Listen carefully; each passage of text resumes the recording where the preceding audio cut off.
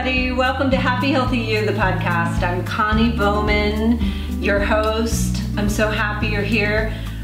We have our special guest, Julie Riesler. She hasn't been on the podcast for so long, but she's here in my yoga room, my meditation room. I'm so happy. We're here celebrating her new book. We're going to talk about it today, and we're going to talk about following your bliss and crushing it. Yes. Right, Julie? Crush it. Crush it. If you don't know Julie, she is empowerment strategist, life coach. She's certified in so many different things, and she can take your life from what to what? Mediocre, okay, to fabulous. Yes. But before we start, I want to talk about a fabulous sponsor of our podcast. Yeah. Did you know I have a sponsor? Blue Planet Eyewear. They are the coolest eyewear company. They make really cool sunglasses and readers. You probably don't need readers yet, but some of us are of the age where we need readers. I will. Anyway, they make these readers, and every time you buy a pair of glasses from Blue Planet Eyewear,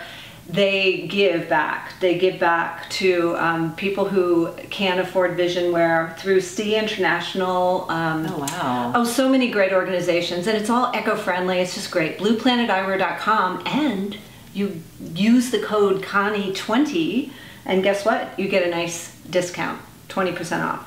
Not too shabby. Talk about bliss, right? So Julie, bliss. You've been so busy. I'm so excited. You have written this beautiful book. We talked about the USU, your first book, and this is your second book for business, the business edition. Get a PhD in You, the business edition. Talk about following your bliss. Yeah. How did this come about?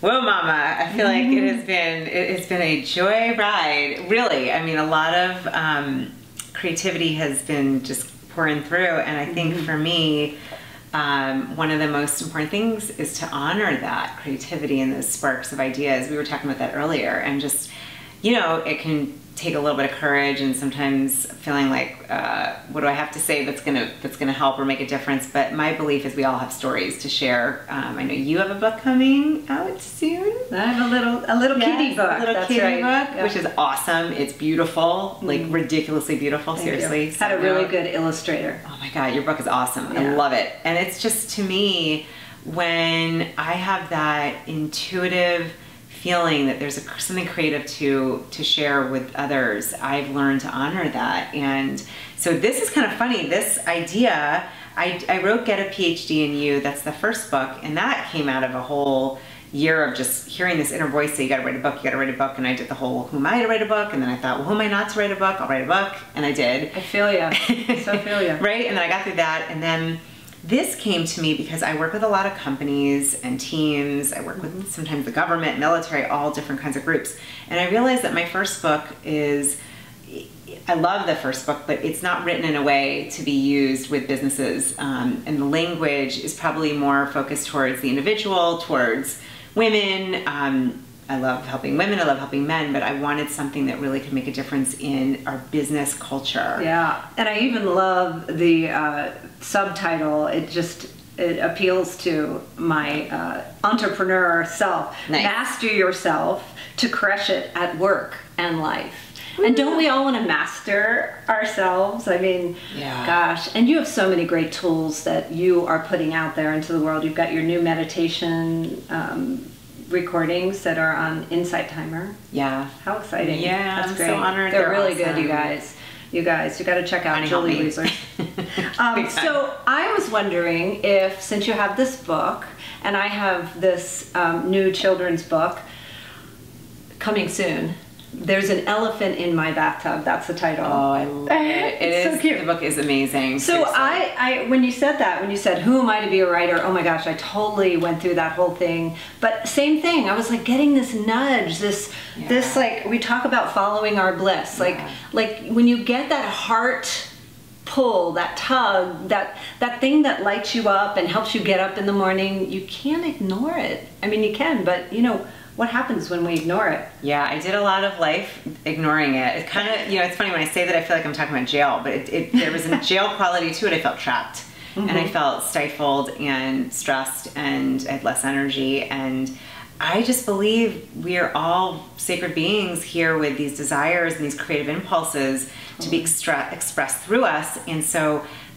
where I am now, it's like, who am I not to do that? Like, it's not okay for me not to listen. That's a lot of negatives. Like, I need to be listening to that because I take it on that it's not even about me, you know. And I'll tell you, the other book that I wrote, I said to myself, if I can help at least one person, it's worth it. And I'll tell you, I've had, thank goodness, many people really give some wonderful feedback, but there was one in particular, a woman in her 30s, who finally decided to look for her birth mother after working through the book. So with this, I thought, you know something? I am seeing people in their careers in the workplace that are depleted and struggling and feeling less than and not feeling like they're thriving. And I said, you know what?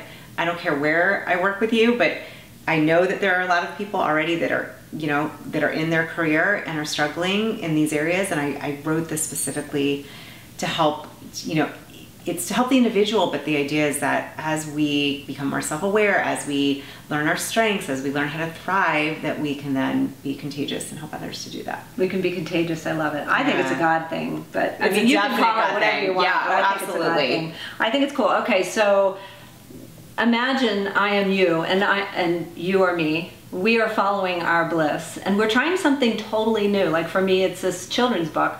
And I feel the same way. If I can make one child smile, I'll be very happy. I mean, it's a sweet book about a dad who finds animals all over the house, and he does some surprising things. He's very kind, he loves the animals, and he does some interesting things with the animals so that you might not expect what happens at the end of the book. So it's a really fun book, and the illustrations, Kelly O'Neill, my publisher found the illustrator. She did a beautiful job. But anyway, so it's beautiful. Here we are following our bliss, and kind of hearing those voices in our heads. Yeah. What is step one for kind of getting out of that mindset and finding, I know you talk about mindsets a lot. Yeah. What can we do, me and my we're all connected, right? We're all connected. Yeah. So Absolutely. if we're stepping out, what can we do to change our mindset so we can be our youest you? Yeah. Oh, I love that question.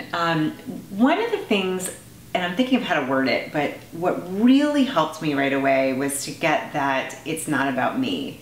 It's about being of service. It's about creating something that will help somebody else. And that for me, and I'm thinking of how to ask that question, but when I started to look at it as, I went from fear and doubt to, it's not about me, it's about this being birthed through me, almost like, and I call it, it's like this is like now my fourth child. I have two, and I have another book, it's A Labor of Love. Two real children. I have two real children and then two books. Tell you what.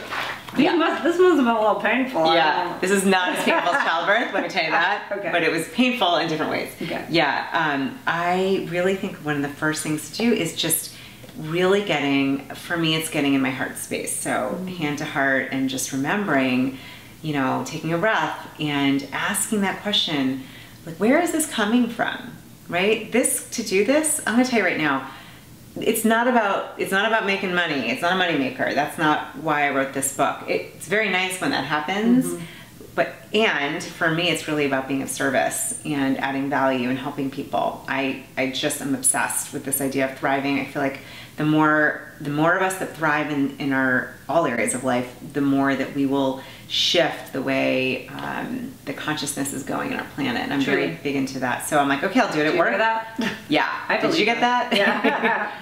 Yeah. So we should go for it. We should go for it. Shift. And I love, Joseph Campbell. Oh my gosh. He's the Follow Your Bliss dude. He's the guy, anthropologist. He's awesome. Yeah. So he said, follow your bliss. Yeah. And you know what happens when you follow your bliss? Doors open where you would never, people come into your life, right? Yeah. Have you experienced that? Did you experience that with writing your books? Oh my gosh. In ways that are still boggling my mind, mind-blowing. And I will say, I decided, look, I did a lot of time not following my bliss, and that's on me. And then I chose to shift that. And so there's these rewards. There's this great quote, and I love it. It's painted in my house. You've probably seen it. It's by Shakti Gawain, and it says, like her. "The universe pays us back for taking risks on its behalf."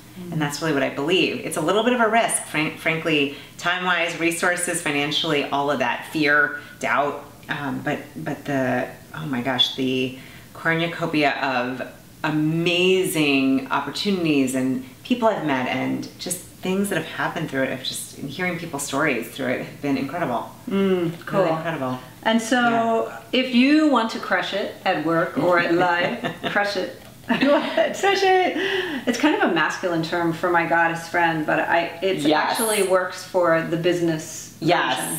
Yes, by design, because I wanted, there's a feminine and a masculine, I think, feel to both of it. And your first book was more of a feminine energy, I think. Yes. This axis is a little more male, although I do have some feminine in there, but yeah, it's definitely more of a, for sure. I know I was like, crush it. That's such a, it's like a masculine term, but we ladies can use that. Why not? Oh yeah, Bring it on. We can all use it. We should all crush it. For sure. So any final advice for me and my friends who are stepping out to follow our bliss? Any parting words in addition to reading your ebook? And what I would say, and it's actually the quickest story that will relate to that question that you asked me, is number one, to truly follow your bliss means being willing to let that show up in whatever way that is. So this book I actually wrote on 7 different flights. The whole thing was written in the air. Wow. Like 40,000 feet above, or whatever the airplanes go to. I think 30, 40,000. It's so funny. My friend Scott, he always says he goes into deep meditations and transcendent states in airplanes. Have you guys ever felt that? I don't know. I'm looking at the camera, so sorry if you're listening on the podcast. Or people listening? Right. Yeah. And so for me, following my bliss, because I thought, when the heck am I going to write this? I keep hearing I should write this book. And I thought, oh, and I'll tell you something, I didn't always love flying, but it made it really fun because I loved writing this. It was really, really, really fun. Really fun to write this. I had a blast.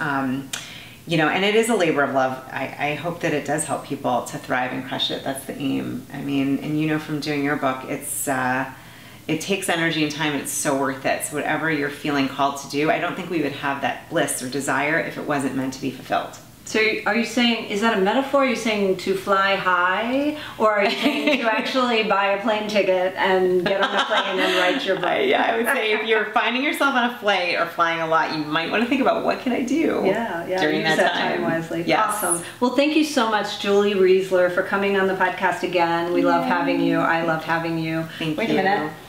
I love having you. We're showing the love pillow. I love it. Oh, thank you. Thank you for telling our podcasters. So for more information about you and your first book and your second book, Get a PhD in You Business Edition, Master Yourself to Crush It at Work and Life, and your new meditation classes on Insight Timer, where can everybody get all that information? Yeah, it's a great question. The best thing to do, my website is probably the easiest place, and it's julieriesler.com, and it's REISLER, like the store, REI.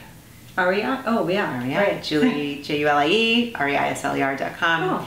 And I would love to hear from anyone who's watching or listening, and you need to make sure your book is ridiculous. It's so beautiful. Aww. Like, I will get that. I think not just for kids, it's also great for adults. Well, it'll be out by Christmas, so it'll make a really nice little Christmas gift, and hopefully kids will want you to read it over and over again. And beautiful. The parents will have fun reading it too. So thank you so much. Thank you. Love you. Thank you, guys. And we'll see you next time on Happy Healthy You.